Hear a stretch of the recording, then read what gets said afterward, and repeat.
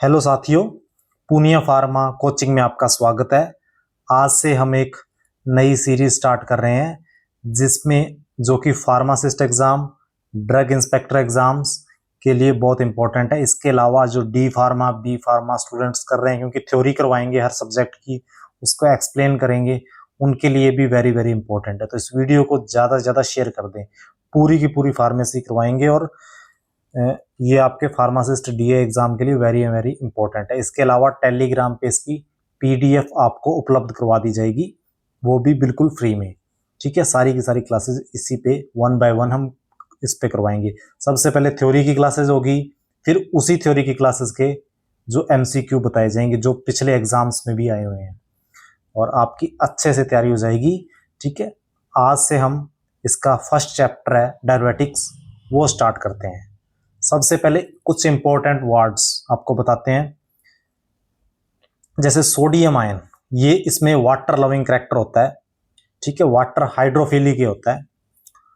और इसके अलावा सेलिंग इफेक्ट, आमतौर पे आपने वर्ड सुना होगा सेलिंग इफेक्ट, इसको क्या कहते हैं? ये मैक्सिमम इफेक्ट जो किसी ड्रग्स या किसी चीज का आता है उसको, उसका सेलिंग इफेक्ट उसका मैक्सिमम इफेक्ट होता है। अब आपका नेक्स्ट, डेरिवेटिक्स ड्रग्स क्या होती हैं? ये फॉर्मेशन ऑफ यूरिन करती हैं, यूरिन का निर्माण करती हैं। ठीक है, एल्शो called natriuretic drug. Natriuretic drug क्यों कहते हैं? नेट्रीयूरेटिक, नेट्री होगा sodium, because excretion of sodium, sodium का एक्सक्रेशन करती हैं ये। ठीक है, इसलिए इनको नेट्रीयूरेटिक ड्रग भी कहते हैं। अब एक नॉर्मली क्वेश्चन आ जाए एग्जाम में, सिंपल कोई एग्जाम हो, कि यूरिन फॉर्मेशन कहाँ होता है, तो ये ध्यान रखना है आपने, यूरिन का फॉर्मेशन निर्माण किडनी में होता है। ठीक है, अब आती है क्लासिफिकेशन ऑफ डेरिवेटिक्स। सबसे पहले फर्स्ट डेरिवेटिक, लूप डेरिवेटिक। अब एग्जाम्स आपके फार्मासिस्ट एग्जाम में भी इसलिए इंपॉर्टेंट है और ड्रग इंस्पेक्टर के, उसमें मैकेनिज्म ऑफ एक्शन, क्लासिफिकेशन, आपकी रिंग सिस्टम, सब कुछ इसमें आ जाएगा। आप बी फार्मा, डी फार्मा कर रहे हैं तो वहां पर मैकेनिज्म ऑफ एक्शन उस ड्रग का पूरा आपको ये एक्सप्लेनेशन के साथ मिल जाएगा। ठीक है, इसका मैकेनिज्म ऑफ एक्शन क्या है? Work on thick ascending Henle's loop. ठीक है, ये आप याद रखना है। ठीक है, इस पे ये जो है वर्क करता है।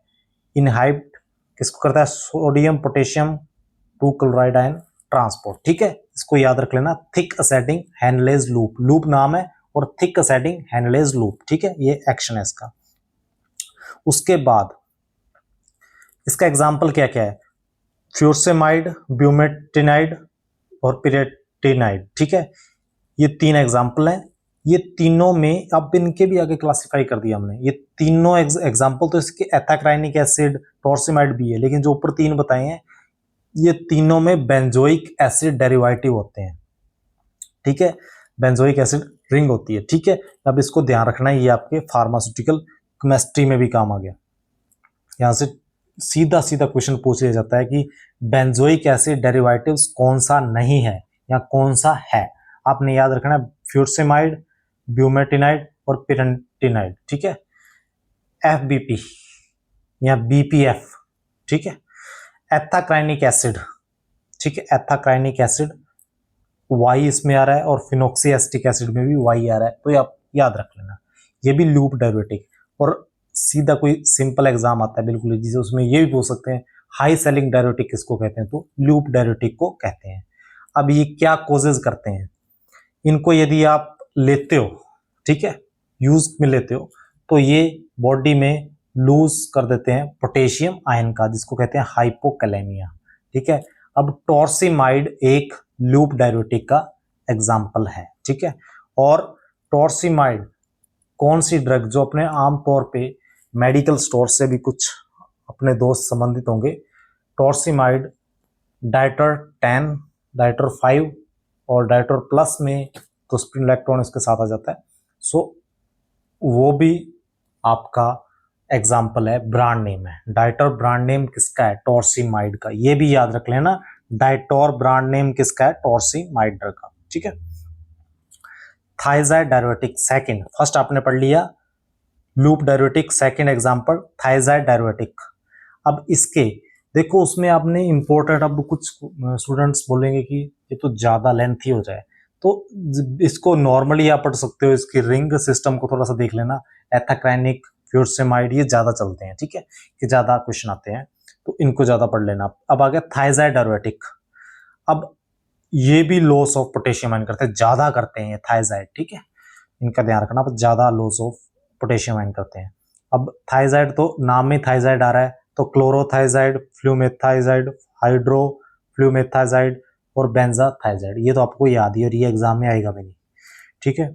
अब इनहाइबिट किसको करते हैं, ये third early DT DCT distal tubule को, साइट ऑफ एक्शन थर्ड, ठीक है, इनके भी ध्यान आपको बताऊंगा मैं, एक ट्रिक अपन पकड़ लेंगे जिससे आप इनके जो एक्शन है वो भी याद रख लेना।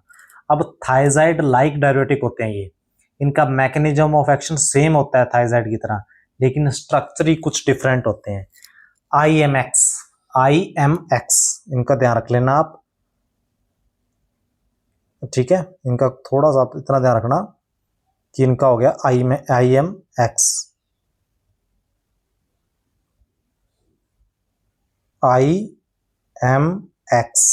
इंडापामाइड, मेटाक्सोलोन, जिपामाइड, ठीक है, इनको ध्यान रखना है अपन ने, IMX। उसके बाद नेक्स्ट आता है कार्बोनिक एनहाइड्रेज इनहिबिटर। ये कैटेगरी के एग्जाम्पल, और बहुत ज्यादा एग्जाम में सबसे ज्यादा यही पूछते हैं, एस्टाजोलामाइड। जोलामाइड कैटेगरी जो भी आएगी वो, जोलामाइड लास्ट में लग रहा है, वो कार्बोनिक एनहाइड्रेज इनहिबिटर है। इनहाइबिट किसको करेंगे, कार्बोनिक एनहाइड्रेज एंजाइम, नाम में आ रहा है तो ये तो कोई नहीं पूछेगा। और एक ध्यान रखना आपने, ये किस टाइप का डायरेटिक है, वीक डायरेटिक है। डायरेटिक क्या है, फॉर्मेशन ऑफ यूरिन बनाते हैं, कभी अल्ट्रासाउंड वगैरह होते हैं वहां पर अपने को यूरिन नहीं लग रहा बोलते हैं, तो यूरिन लगाने के लिए वहां पर डाइटोट और सिमाइड और ये मेडिसिन दी जाती है, लासिक्स दी जाती है, ठीक है, यूरिन लगे, ठीक है, तो यूरिन बनाने का काम है, और ये उसमें वीक डायरेटिक है। अब इनका एक्शन क्या है, PT proximal convoluted tubule, site on first. अब आपने ये ध्यान रखना है, उसके बाद आता है पोटेशियम स्प्रिंग डायरेटिक, जो कि पोटेशियम नाम है लेकिन do not loss of potassium ion, potassium ion का लॉस नहीं करते, ये भी वीक डायरेटिक है। ऊपर वाले जो थे वो हाई सेलिंग डायरेटिक थे, ये सारे वीक हैं, ठीक है। अब इनका एग्जांपल है एल्डोस्टेरोन एंटागोनिस्ट, स्प्रिनोलैक्टोन, एक्शन साइट 4 पे करते हैं ये। इनहाइब किसको करते हैं, एल्डोस्टेरोन इंड्यूस प्रोटीन को। अब इसका एग्जांपल याद रखना पोटेशियम का, स्प्रिनोलैक्टोन, जो कि एल्डोस्टेरोन एंटागोनिस्ट है, ठीक है। अब एल्डोस्टेरोन क्या होता है, ये एक स्टीरॉयड हार्मोन है, जिसमें स्टीरॉयड हार्मोन है तो रिंग कैसी होगी, स्टीरॉयड होगी, और सोडियम और पोटेशियम आयन का वाटर रिटेंशन करता है, उनको रिटेंशन करता है अंदर, और पोटेशियम आयन को एक्सक्रेट करता है। अब इनका क्या काम है डायरेटिक का, ये क्या करते हैं, ये सोडियम आयन को एक्सक्रेट करते हैं, तो सोडियम आयन को एक्सक्रेट करेंगे तो ये एल्डोस्टेरोन को क्या करेंगे, एगोनिस्ट थोड़ी करेंगे, एंटागोनिस्ट करेंगे, ठीक है, तो पोटेशियम स्प्रिंग डायरेटिक एंटागोनिस्ट करेंगे, ठीक है, ये आपने ध्यान रखना है। अब आ गया फर्स्ट, सेकंड, थर्ड और फोर्थ साइट ऑफ एक्शन आपने याद रखना है। एक तो PT और ये भी आपने याद रखनी है, PT हो गया, और पोटेशियम स्प्रिंग का तो पता ही है, एल्डोस्टेरोन हो गया, ठीक है। अब इनका ये भी आपने ध्यान रखना है, फर्स्ट, सेकंड, थर्ड, फोर्थ।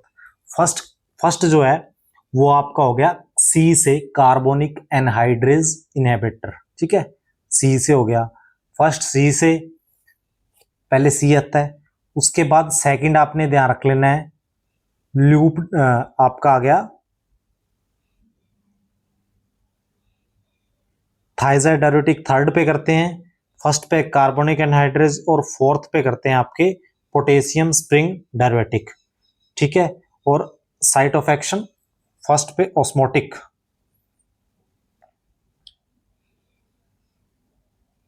ठीक है, ये आपका हो गया।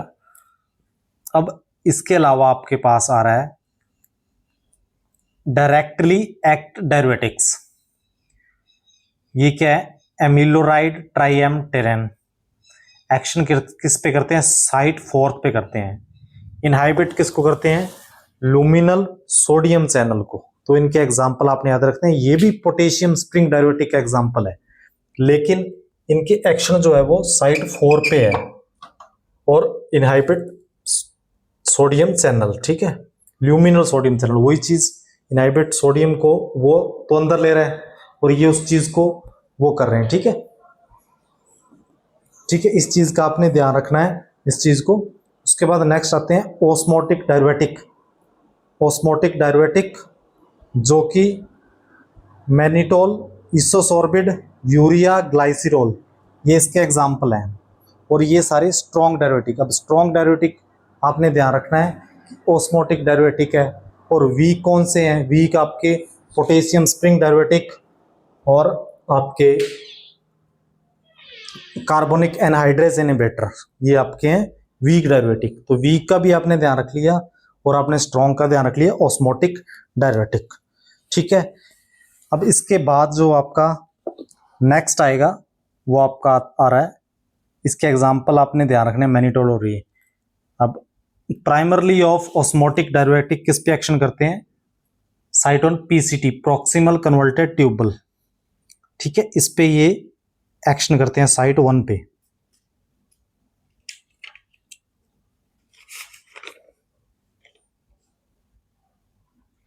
ठीक है, अब साइट 1 पे एक्शन आपका हो गया कार्बोनिक एनहाइड्रेज, ठीक है, और 1 पे ही हो गया ऑस्मोटिक का, ठीक है, सीओ दोनों का एक्शन किस पे हो रहा है? साइट 1 पे। साइट 2 पे किसका हो रहा है? साइट 2 पे हो रहा है लूप डायरेटिक का। साइट 1 पे तो हो रहा है सीओ, कार्बोनिक एनहाइड्रेज इनहिबिटर का, और साइट 2 पे हो रहा है लूप डायरेटिक का, और साइट 4 पे हो रहा है आपके पोटेशियम स्प्रिंग डायरेटिक का, ठीक है। इस चीज को आपने अच्छे से ध्यान रखना है। और यहां से आमतौर पे एग्जाम्स में क्वेश्चन आते हैं थाइजाइड 3rd पे, है ना। तो अच्छे से आपने इसको वीडियो को देखना है और ध्यान से जो नोट्स हैं उनके अच्छे से नोट्स बना लेने। अब नेक्स्ट जो वीडियो होगी उस पे अपन एमसीक्यूज आपको बताएंगे जो पिछले एग्जाम्स में आए हुए हैं, ठीक है। इनके मैकेनिज्म ऑफ एक्शन इंपॉर्टेंट है। और सिंपल जो है फार्मासिस्ट एग्जाम में आमतौर पर इनकी क्लासिफिकेशन से खूब क्वेश्चन आते हैं, लेकिन थोड़ा सा कई बार अच्छे लेवल का ड्रग इंस्पेक्टर के एग्जाम्स में आते हैं, थोड़ा सा मैकेनिज्म ऑफ एक्शन पूछ सकते हैं, लेकिन इससे बाहर कुछ नहीं जाएगा। साइट ऑफ एक्शन ध्यान रख लेना, वो थोड़ा सा हार्ड वर्क हो जाता है। और बाकी आप वीक और हार्ड जो स्ट्रॉन्ग डायरेटिक है उसका ध्यान रख लेना। ऑस्मोटिक स्ट्रॉन्ग है और कार्बोनिक पोटेशियम स्प्रिंग वीक है, ठीक है। Thank you. इस वीडियो को ज्यादा से ज्यादा शेयर कर देना और अपन नेक्स्ट वीडियोस जल्दी अपलोड करेंगे।